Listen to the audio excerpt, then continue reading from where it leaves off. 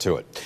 LifeStar helicopters are responsible for saving numerous lives after serious accidents when seconds can mean the difference between life and death. Well, today, a couple of the state's biggest hospitals are debuting the latest edition of the life-saving chopper, and News 8's Jeff Allen was there for the demonstration.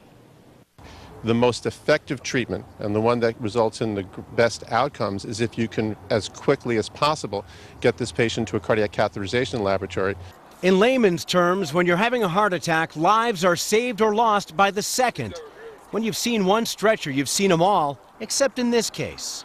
So this stretcher is a very typical stretcher that you'd find in an ambulance, but it's reconfigured for our aircraft. And because it's built to fit inside the LifeStar chopper, this brand new stretcher, one of 4 now available to shuttle heart attack patients from Midstate Medical Center in Meriden to Hartford Hospital, can make all the difference.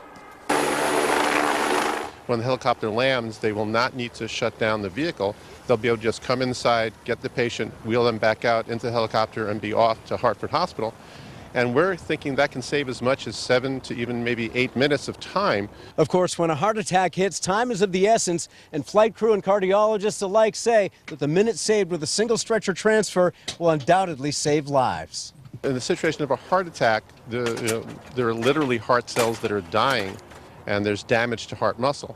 And in a heart attack, your survival often is directly affected as to how much damage takes place. Coming here and having a patient already strapped down to a stretcher just means quicker trip out of the hospital, quicker trip to the cath lab, and quicker recovery times.